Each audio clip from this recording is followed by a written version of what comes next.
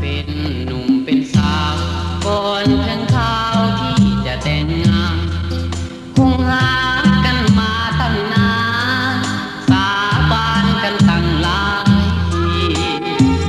จึงตัดสินใจแต่งกันไปตามประเพณีเขาขออวยพรเต็มที่วิวาอย่าได้หม่นหมองให้เจ้ามีเงินมีคำเป็นหมื่นเป็นล้าน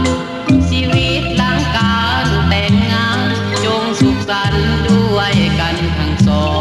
งขอให้เมืองเล็กเกียรติสถิตในแผ่นดินทองโหยภัยอย่าได้มาทองของความหักให้จีรังหั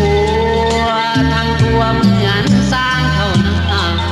เมียรักคือผู้ตามมาสมดังว่าเป็นสร้างเท่าหลังช่วยกันทำมาหากินเป็นดินเป็นทาง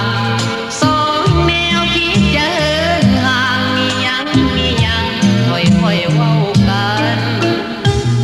ขอให้ทั้งสองเป็นท้องแผ่นเดียวเรื่อยไปของฮักด้วยความแจ่มใสเรื่อยไปสู่การณาถือเท่ายอดทองตะบองยอดเพชรด้วยกันฮักเดียวใจเดียวเท่านั้นสวรรค์จริงเมตตาปราณี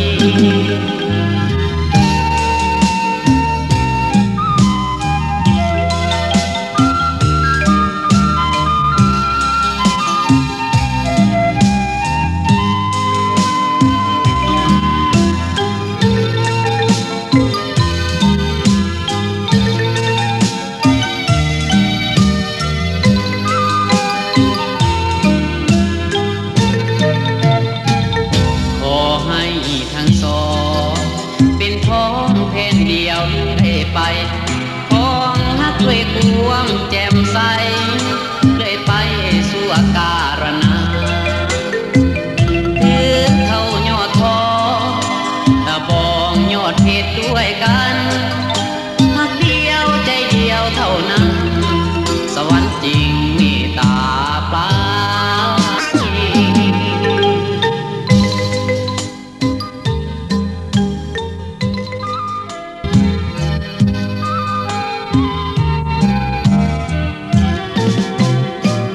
เป็นหนุ่มเป็นสาวก่อนถึงคราวที่จะแต่งงานคงหากันมาตั้งนานสาบานกันตั้งหลายทีจึงตัดสินใจแต่งกันไปตามประเพณี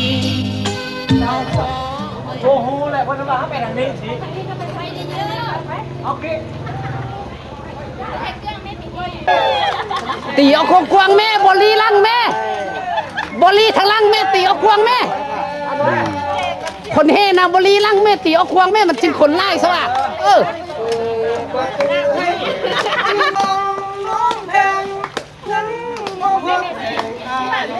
หนึ่งสองสาม ไปแล้วจะหามาแทนให้ได้กันแล้วจะหามาแทนให้หากพอเท่าไรไม่เข้าใจก่อนเลิกคิดก่อนทำลงแล้วนะมันยาวเลยเด็กลูกเคยมาแล้วแม่เท่าแก้วช่วยเปิดประตูให้แด่มือสังวันดีวันคุณเท่าแก่พร้อมพันแห่ลูกเคยแม่เข้ามา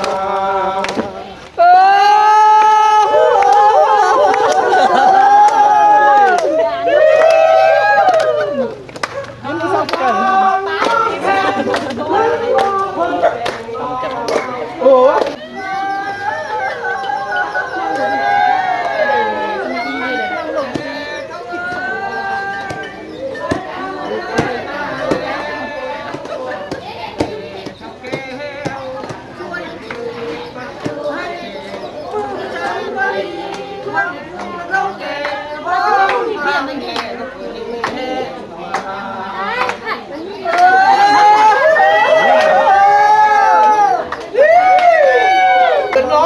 ดประตูไฟท่า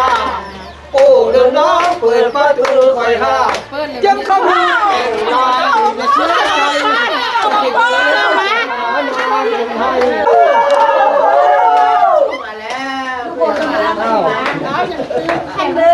เอามาการขึ้นมาเอามาล้างทีเดี๋ยวล้างกันเองเอาได้เป็นขั้นตู้อันนี้มันล้างทีเดียวมาตื้อแม่ก็พอข้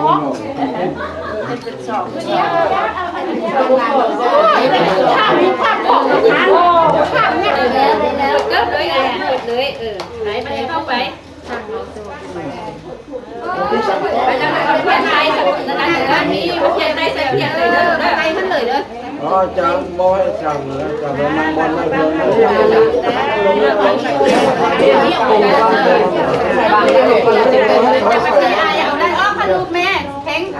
เขาเขียนก่อนได้เขียนกันได้ใจทั้ง4อันนะ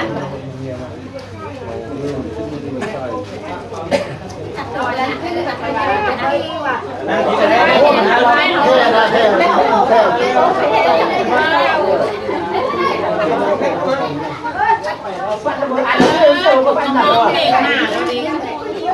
ของเห็นกันแต่คนใหม่ได้ไม่ยินไปพร้อมเพชรได้ยินปะ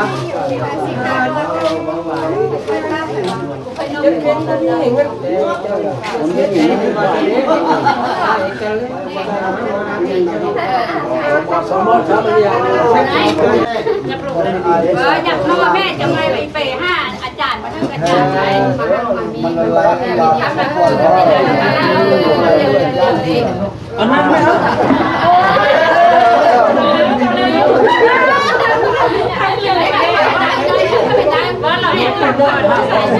ไม่จะมาอีกเพราะเดี๋ยวแหละไม่มาเสียวตามเพื่อนกันแล้วอยู่กันตื่น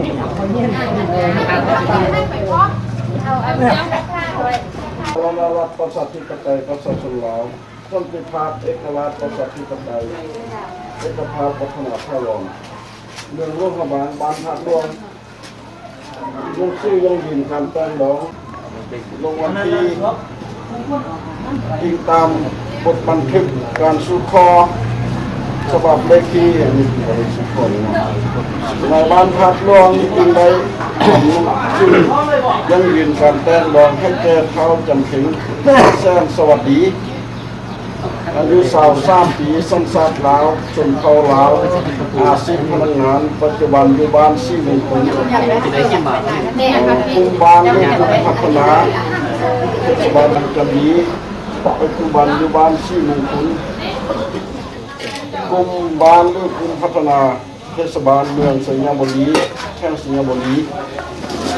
ได้มาสู่ข้อกับนางสร้อยสุดาพงศวัฒน์อายุ27 ปีสัญชาติลาวชนเผ่าลาวอาชีพค้าขายปัจจุบันอยู่บ้านพักรวงบ้านพัฒนาวัดพาน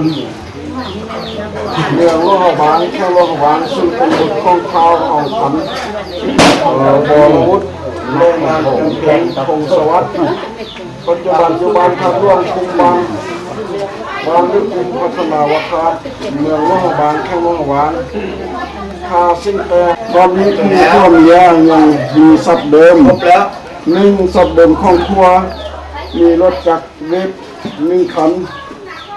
พร้อมด้วยเงิน1 ล้านกีบ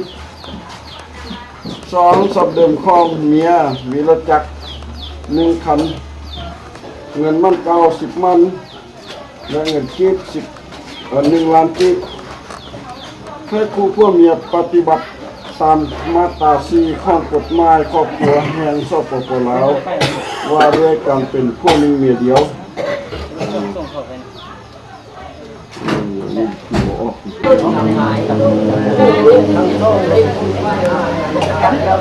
เอามือจมก้อน ดวงดีลังประเสริฐเลิศล้ำกอดดวงมาลามีทั้งรอบหุบผ้าบานแดงสร้อยห้อมกินค้อยทุกหยามยังมีข้าไปเพื่อนบาทละเรือนอยู่กลางไผ่ลมพัดไปเที่ยวแกงแรงจำแรงแล้วจริงหยอมมาปูเงี้ยนั่นเลยทำบ้านลาลุงกิจพวกลูกที่จะกระทำผิดได้เป็นชอบได้ตอบถ้อยเที่ยงฝังคนเดียวได้ป้ากาวานแห่งโคดีได้ทิ้งบุงไก่หน้าทิ้งซากไก่ตาเดินโคดีได้เรียบบอลกำยำมนช่วยเดินโคดีพ่อแม่พ่อเท่าพ่อแก่พ่อลุงพ่อตานี้จงอาโหสิกรรมวางโทษบาชัจ้ากรรมเวรนะพวกลูกทั้งสองนี่แดกอฆ่าเถินวันนี้พ่อแม่เราแม่แล้วเนี่ยเราพาลูกให้เต้าแม่จากให้เราว่าดาวเป็นอย่างนี้ดาวเป็นไปอย่างนี้เขาได้ใกล้มากเขาไปเดียวได้มาก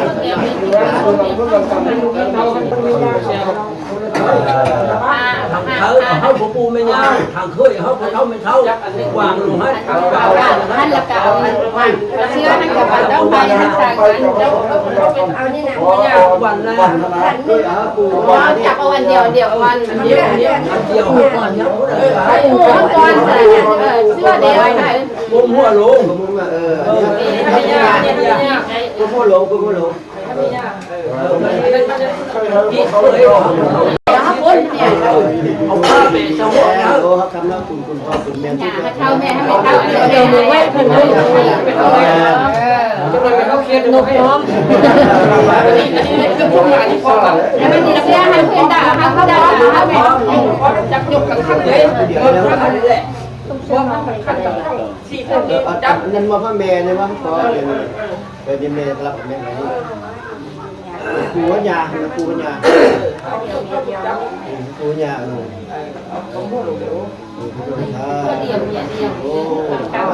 เรียนบัวเนี่ย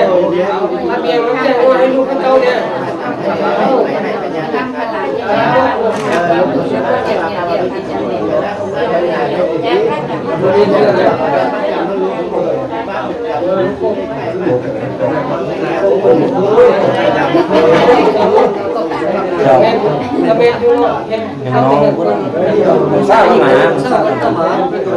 ยิ้มเรือเอาไก่เลยเอาไก่พวกเมียเลยจงเสด็จเข้ามาอาการสิรินี้ชี้สิทธิพระพรบัวบอนแบนวิเศษอาติเล็กกเตโสอาวะวิหะวะโหมหาสโสโลกนี้แม่นตกไม่จันขันไม่นี้แม่นขันไม่แก้วเท่าแก่ปุ่มแปลงดีแม่นแล้วจริงได้แตงขาขวัญมีเครื่องพันทำแกงเท่าแก่มานั่งร้องขาขวัญอยู่สอนหลอนใจลายมีทางไฟผู้แขนมีทางแว่นตะก้อยปัดน้อยซ้อยสังวานอาหารไล่เรือม้าสัพพะพักพร้อมมีทุกสิ่งมีให้เราดีหน่วยงามเพียงก้อนพระรถไทยหลาสาองค์เสด็จมาแต่เมืองฟ้ามาก่อนหน้าเลือกชื่อว่าเมืองคุ้งซี่และคุ้งพันส้มซี่สั้นงามสะอาดพระจริงมีพระราชานาคงพระสิทธิพระพรบัวบอนแดนวิเศษอาติเลกเตโสว่า30ปอกปากหมอดเท่ากวาดีมื้อนี้วันนี้เกาหอยปากหมอหลวงกวาดีพระใหญ่ยาวใหญ่กุ้งเกี้ยวหยอแจ้งกวาหยอมื้อนี้วันนี้ย้อมคำแดงคู่คากุ้งเบาหามมาอมนางงามคากว้างบ่อห้างเป็นซองข้อเป็นดองหักยิงลูกเกี้ยวอย่างประสงค์พุ่งวงซาตานายเบื้องจริงเพิ่นหูแล้วตกแต่งฝุ่นแสงแทงความหักลูกแก้วฝุ่นแม่นแล้วจริงหย่อมามีทางมากอัมพาห้อมห่วงเฮาเครื่องหับเจ้าเลือดลายทางตานายพ่อแม่เท่าเกศพร้อมเศร้าบาวหนุ่งหามมาซอยหย่อผาควันเบื้องขวาเจ้าอยู่ในลายมาขันเจ้ามาหอแล้วถัดดอกคุ้งโถมบานจุงจีแม่นดอกขัดเขาถัดดอกเขาคิ้วฟองโอนตาพี่สร้างงามตั้งไรเทียมเท่ามาวันดีควันสุขที่ส่องเจ้าให้มาอยู่เต้าหนึ่งอีกนี้วันนี้ว่ามาเจอวันเลย ควันแพงให้เจ้ามาอยู่แพงนี่ลาควันข้าให้มาอยู่ข้านี่ลายเข้าสู่คายใจหยายามคนมาห้านห้าวเฮ่เท้าบาคานดาววงวานสมเชิญเฮ่เท้าขึ้นห้าหางตีนหัวห้าอุณาเล่าดอกลากมีหลวงเนดวงหันเอาไว้ที่นั่งให้สมควรบอกข้องกับแดนขอมีทุกสิ่งขอมีทางสร้างมามิงเจออ่านคำพญาธรรมตัวองค์อาดิทีเดชกาติสาตตำลาเก่าไว้ยินทาให้ถ้อยพรเป็นความซ่อนสังโลกตกไม่แก้วแต่งผักขวัญคือดังเศร้าสวรรค์เท้าขึ้นห้านางยาคาดเมเจ้าแอบส่วนท่าคอยห้ามีทางภาคกาซาเฮลายซ้อนเชือลัจะมีแก้วเหือปักแซมไม่แดงควันจอมแดงเข้ามาเทียมคูควันเจ้าอยู่ครอบฟ้าแดงไก่ก็มาจากมือนี้วันนี้ควันจอกไม้ของเก็บสวยรวยมวยบยาวควันส่งใส่ตองผู้มูเบาพี่น้องบ้านกันมาคอยหาผู้งูนางธิดาบ้านเนื้อมาคอยเบื้องหน้าพื้นซาเจ้าบุญกว้างตูไผ่ให้มาเสวยง่ายพาควันแดงมาเลยถ้าได้บอลเข้าไข่เครือเจ้าทั้งสองตามทำนองบัวหานกาไว้หมอบอกให้ว่ามือนี้เป็นวันนี้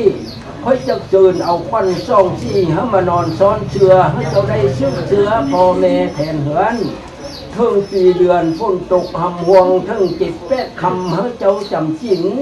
เทิงเป็นมือดีวันนี้เป็นวันเขาพวกเขาก็ถึงเศร้าเพราะว่าเมนมือนี้ค่อยทานได้แทนเดือนเพราะว่าเมนมือนี้แค่เท้าไปแค่นางเพราะว่าเมนมือนี้เขาถึงสร้างลูกคือเพราะว่าเมนมือนี้มาเยอะควันเลยควันคิ้วแล้วมาอยู่คิ้วนีลาควันตามาอยู่ตาดีแย้มควันแก้มและควันขางควันเอวใบยันตู้เฝ้าบางใส่ยากมังคะหลังหัวเดียวคนเด้อหัวเดียวเนี่ยแก้วเม็ด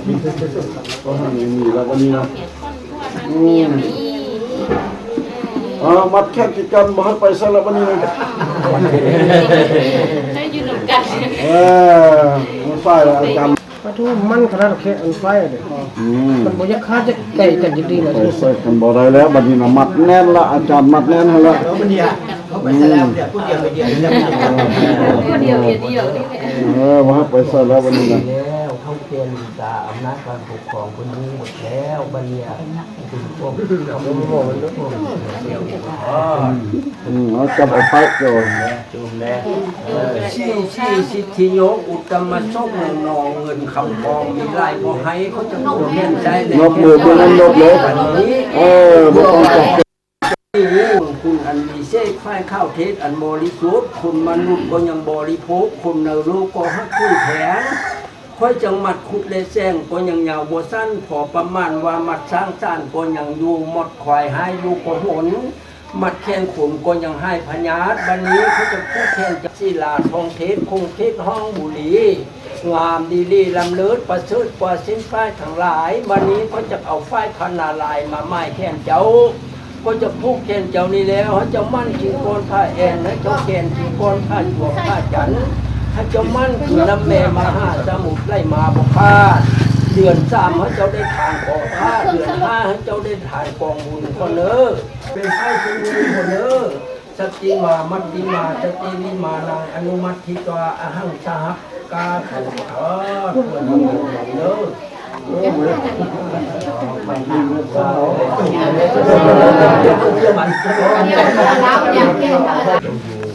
โอ้ขวัญเจ้านั้นไปนึกน้ำสายยางถึงปลาพอเจ้ามามือนี้ขวัญเจ้าได้เป็นหัวหน้าลุงหลงเขานำมามือนี้ขวัญเจ้าได้ไปนั่งเมาดอกที่ขอให้เจ้ามามือนี้ขวัญเจ้าได้เป็นแม่เป็นญาติต่างหัดขอให้เจ้ามามือนี้ขวัญเจ้าได้เป็นน้องจอยอยู่กลางฝั่งขอให้เจ้ามามือนี้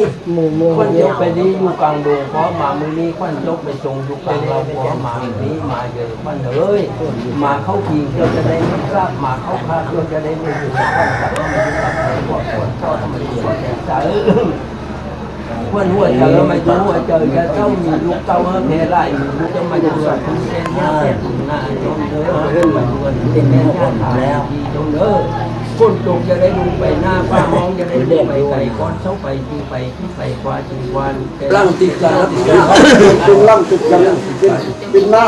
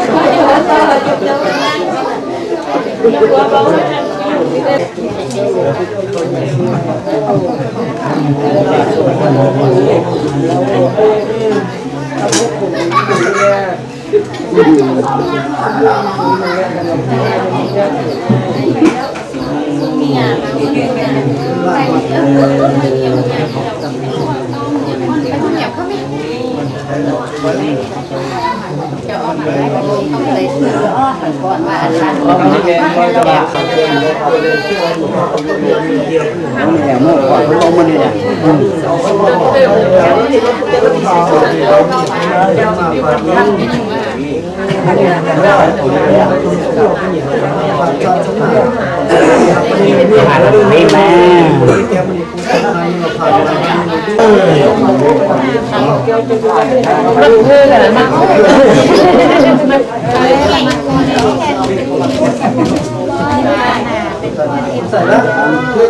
มึงไปมึงเดียวไปมึงแล้วไล่ไปดีเราเห็นกันไหมลูกทำกันได้สุขวันเราสู้คนเราเอาหมดเลยแล้วโค้งสิมาเป็นอะไรกัน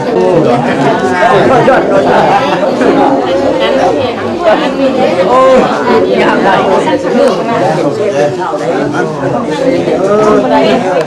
เจ้าเนี่ยตั้งโนไปไหนแล้วบ้านไปเข้าเมนนะบ้านซื้อมาจากไหน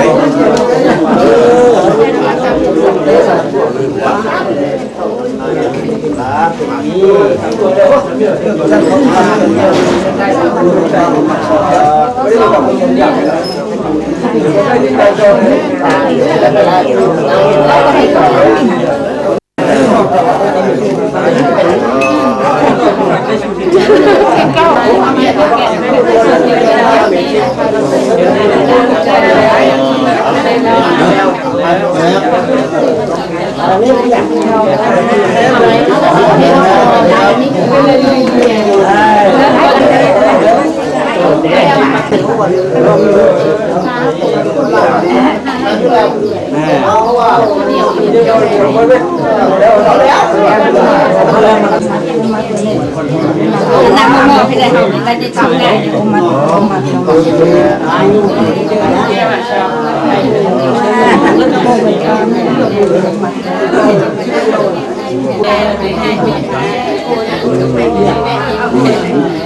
สองจะได้หลังเลย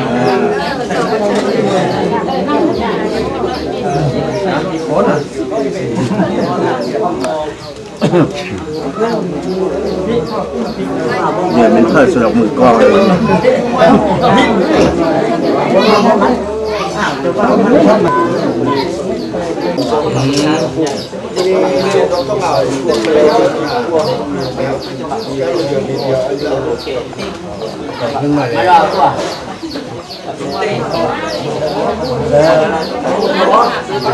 สู้มาสู้เด้อเป็นมาก็คือ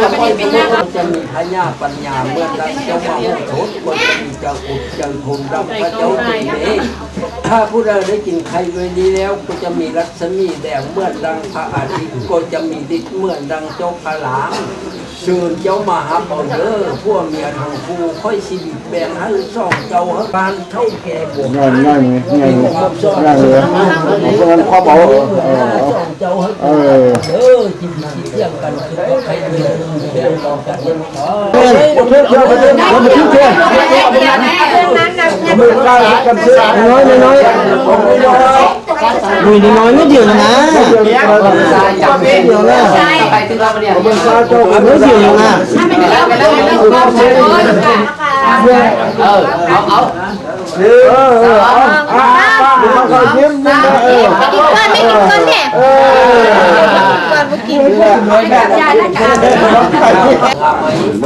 มองเขาได้ลูกปากลูกหลงทางอยู่ในคนคนคนมาที่ทานน้ำย่อยยาน้ำหนักปูเต็มผู้โมลกทั้งหลายได้กินแล้วก็พากันห้องอยู่เซลยังมีนายพานเจตบุตรเพิ่งไปประซื้อเนื้อไปแอวเฟื่องกว่าดุนี้ดูทีดีมาฮอดมาจอดยังอยู่กองหกใสผ่านจริงได้ยินเสียงลูกน้อยห้องอยู่เซลผ่านจริงขึ้นเมื่อเย็นดูจริงเห็นน้ำค้างอยู่หนักโอนผ่านจริงเด็ดเบอร์ไม้มาเป็นจ้องตังชอบเชยวันน้ำอันนี้หนาหันมาคุ้มหน่วยย้อยลอยเมื่อดังน้ำย้อยเนี่ยเธอน้ำมันพญาพิพญานาคมาโดยสิ่งจงเนินค่อยจะบิดค่อยจะป่ายแต่กำตาวันตกพระเจ้าได้ท่องเงินท่องคำเงาคาทอกค่อยจะบิดค่อยจะป่ายเมื่อกำตาวันตกพระเจ้าได้เชี่ยนป้อนข้าวนี้ทางทีวีแดนด้านดาวประเทศเท้าไผ่พนอมจอมเข้าเลยมณีพุทธจงเข้ามาพ่ายโทษปานีเจ้าเนินสมบัติมีบ่ให้ไผ่น้อยมากเหลือหลายเพราะลูกของซองนี้ได้นอนดินนอนลายด้วยขนาดยาคันแถวคำคงเขาได้แว่นทำหงด้วยแข่งคาล้านแล้วได้เกี้ยวผิวเรื่องน้ำพึ่งเคืองคาเส้นขำท่านลูกของซองนี้ได้รับบักเงินฝักคำแห่นแห่ยามเมื่อเที่ยวทางแดดท่านมีผู้ตั้งหงขอนยามเมื่อเจ้าหน้าที่เด็กโดนท่านมีเทพพระบุตรดามารักษายิ่งต้องไปตั้งประชดเขาเนอยิ่งกล่าวบ้านขาทาใบวาใส่ยันตู้ผวังใส่ยันตู้ผวังใส่ยามาขาดหลาโคตรเดียวเอาลูกพวกเลยเอาลูกพวกลูกตะโกนมาเลยน้ำดีเลยทางการคง แบ่งเนี้ยใส่ยันตู้ผวัง ยังมีจังหวะนั่นเลยเนี่ยนั่นเลยสองสาม ต้องลอยมันเลยเอา บอกเคยกินคือสุด กินหมดเลยเอาเนื้อหมดคางเลยวันคางเลยวันเลือดเลยมันคนขาเยอะอยู่วะนี่ตัวนี้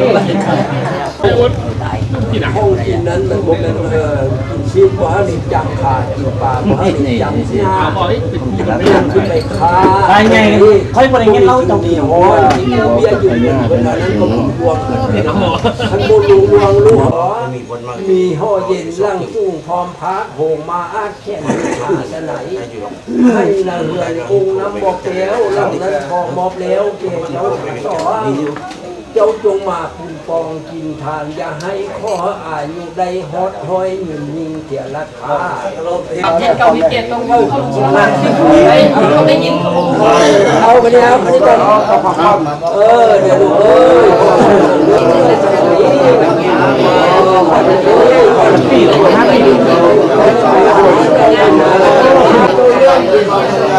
เจ้าแดง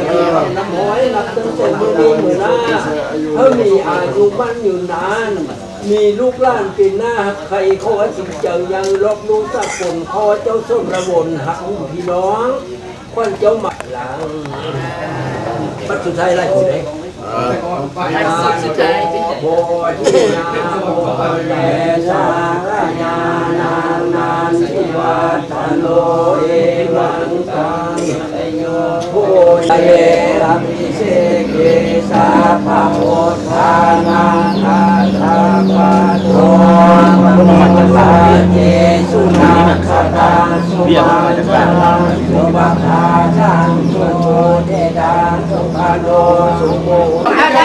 ร้านเป็นแกงภาษาเอาเรื่องนี้ไปอันนี้แข่งเลยนะงงเลย ไม่แน่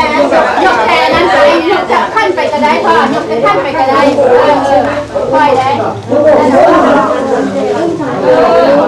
ใช่ป่ะตัวหนองชื่อคุณได้เนาะนี่สุดโกงแย่เรากันเด้องานก็ดีนำกันมาเดียวเดียวได้ให้เบียได้ไปเด้อไปเด้อ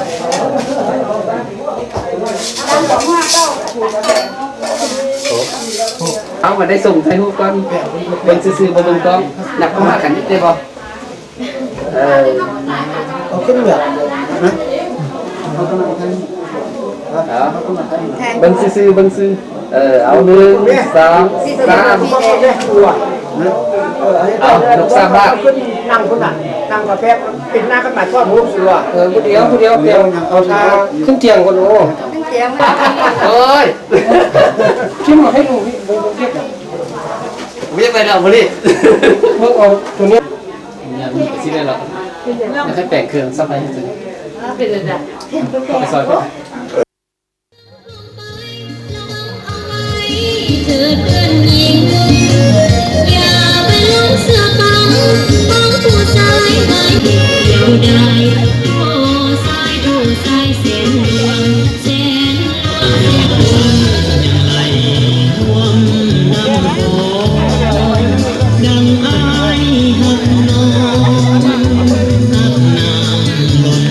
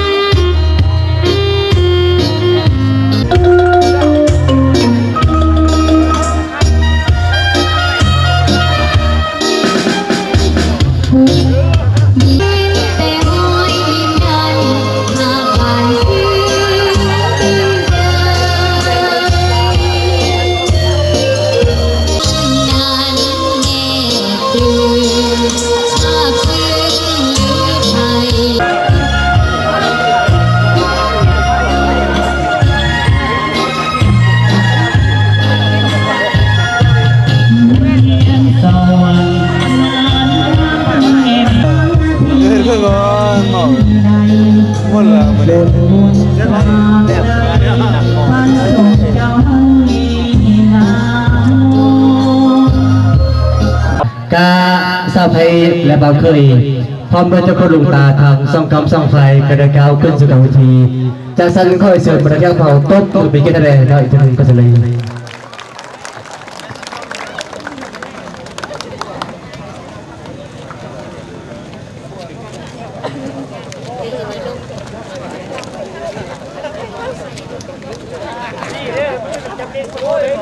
ผม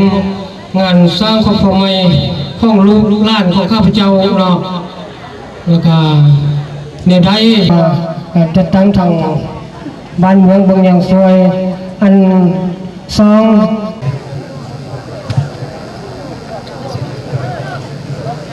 อันนั้นก็จะลงไปเป็นตั้งหน้าเกทางเจ้าคนลุงตาทางซ่องกับซ่องไฟเนาะ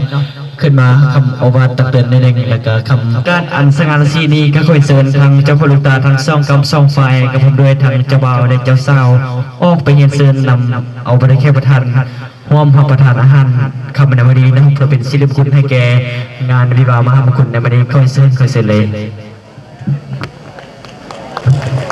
เรื่องจากบริเวณทันร่วมพระประทานอาหารแล้วก็ขออยู่บนซึมซับ ที่เราลังตาหนุ่มใส่แช้เมืองเอาเดิม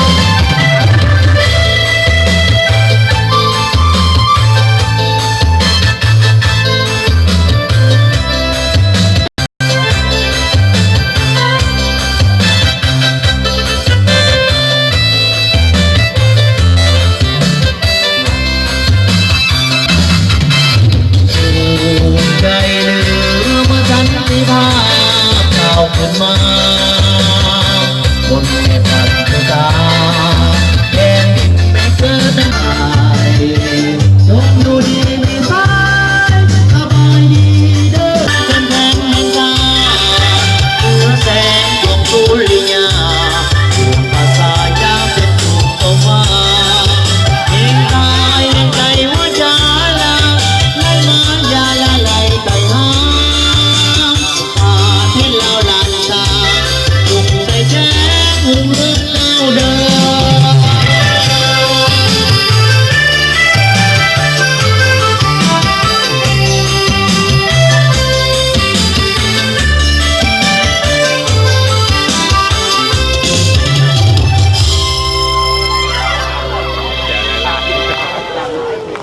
มาไปมาทอดไปก็เมื่อสองนักสาวไปจากทางใครมีสุดท้ายใช้สมุนไพรถ้าเป็นอย่างนี้ผมจะทำตำรวจการทางฝ่ายชายขอก้าวคุณสวัสดีอะไรระบบเป็นศิลปินที่ดังครูสาวของผมไปยังไม่ได้ขอเฉลยให้แก่ทางครูสาวของผมไปยังไม่ได้ขอเชิญ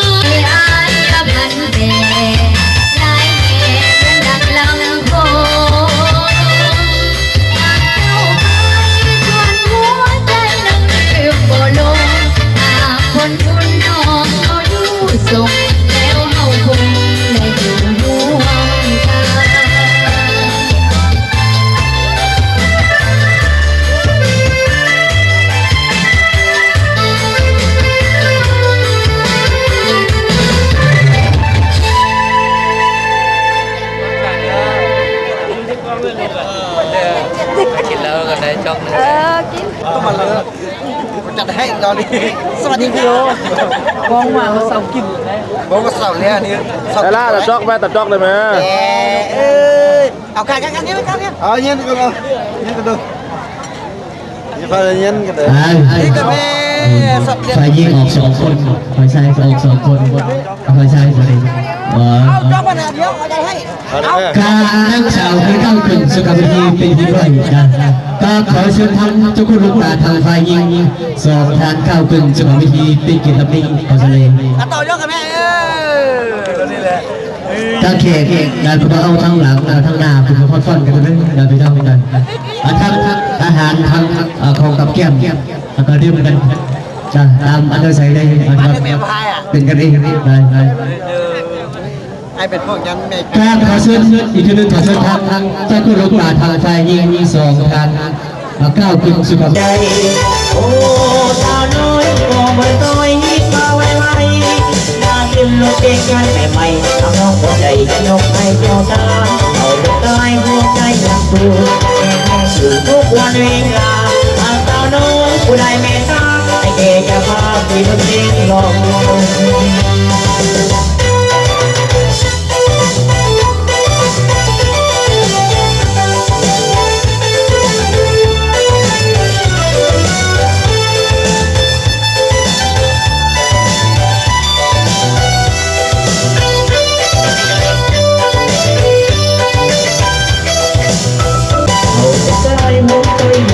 ดอกไม้หอม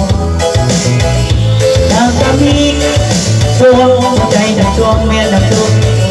อย่าเคยบอกไอ้เป็นคนเรามาพาวเอาแก่แล้วนี้มันแล้วจะหล่นละเถิดน้ำยาญาตาพอมันสำคัญอยู่ดีโอ้สาวน้อยตัวไม่ต้อยนี่มาไวๆมากินลูกเองงานใหม่ๆทำน้อง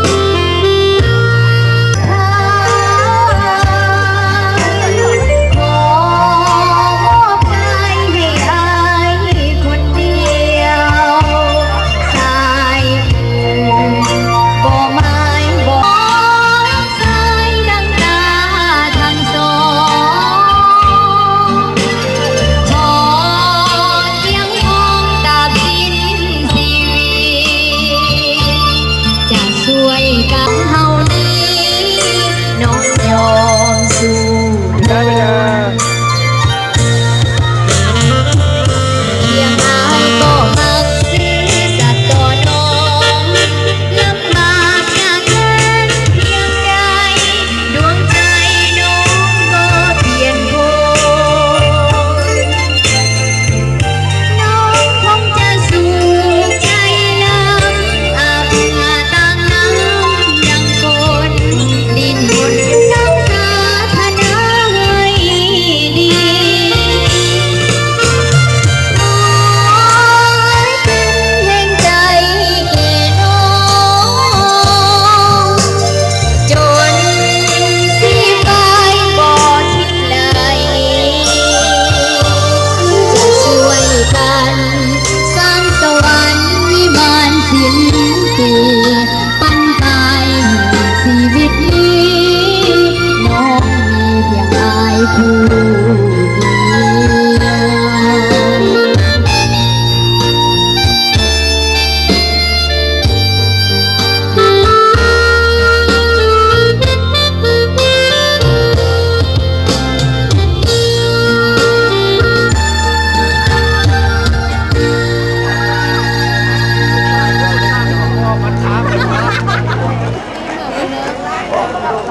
น้อยนอนคนเดียวผ่านคืนคิดถึงเมียแท้ขาดใจฝากเงินธนาคารฝากเงินเงินเมียพอยากฝากหัวใจมองแดดน้ำอย่าหนีไปหาถ้าเบื่อเงินเดือนเมื่อใดจะแค่ไหนจะได้จังโอ้ตัวเสียงหาไอ้นอนคนเดียวจงใจเดียวคนถ้าหากไอ้นอนใจหากเดียวเอาเกี่ยวกันเลยตัวเดียว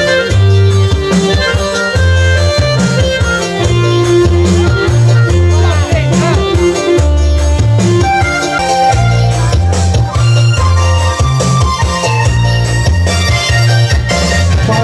กเงิน